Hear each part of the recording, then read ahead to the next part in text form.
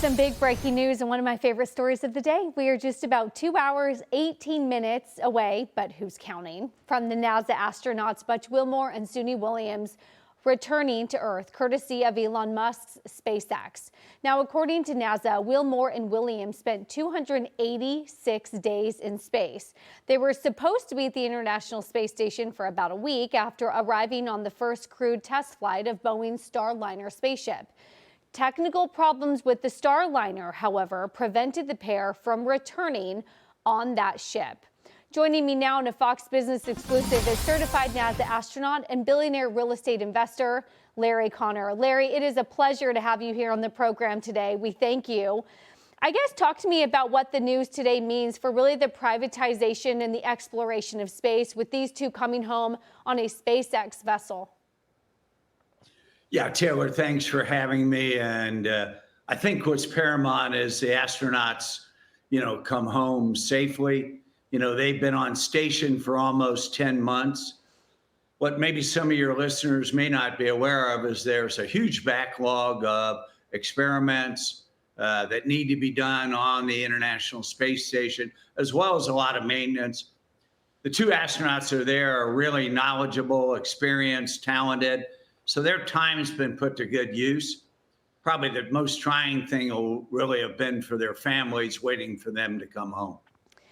Early on in these days, I was reading a lot of analyst reports about Boeing, about calls if this should be a company that should be broken up. It is a great defense company that we rely on in America, but a lot of people were worried that maybe it had lost its way, especially because it couldn't keep up in the space race with other people like Jeff Bezos, like Elon Musk.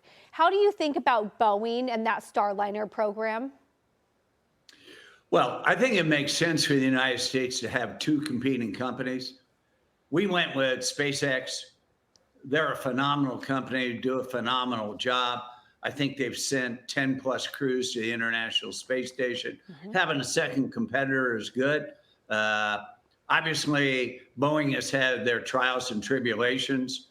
I think it remains to be seen, could they unattach from the ISS and deorbited successfully? They did that as an unmanned vehicle whenever that was 8-9 months ago, and they did it safely. But going forward, two competitors makes more sense to me. Some people are thinking that there are more than two as well. You have Bezos's Blue Origin, Branson's Virgin Galactic. Do you see them as real competitors, or how far behind are they to SpaceX? Yeah, well, I think SpaceX clearly has the lead, but here would be my thought. Whichever country controls space controls the ground. United States is in the lead right now. But honestly, the Chinese are coming. So I think we need to unleash the full power of the American free enterprise system and some of those companies that you named. So competition is good. Innovation is critical. I think what's most important is that America leads the way.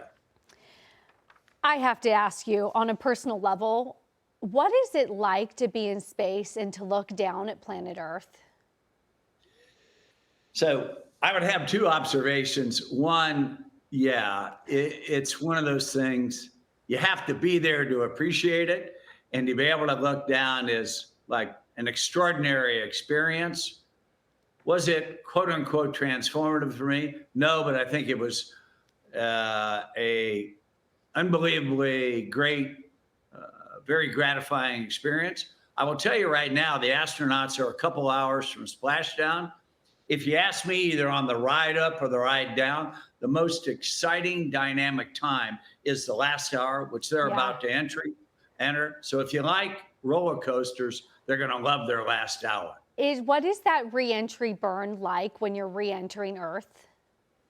Yeah, so it's a great question. So in about an hour or so, they're going to pivot and rotate the Crew Dragon capsule. So they'll go shields down, and literally where you are positioned as you're re-entering Earth, you can see the flames lapping up the side through the side portals. So very safe, but very exciting.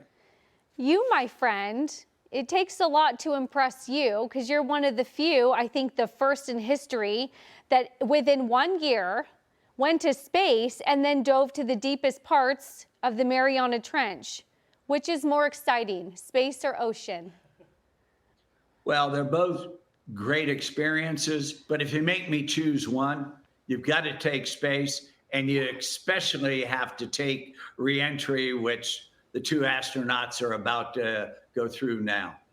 What is that recovery like for them after that reentry, especially being up there for 10 months, the adjustment for your body, your bones, your organs? What is that like? Yeah, so that's a very interesting question. And we were in space for 17 days.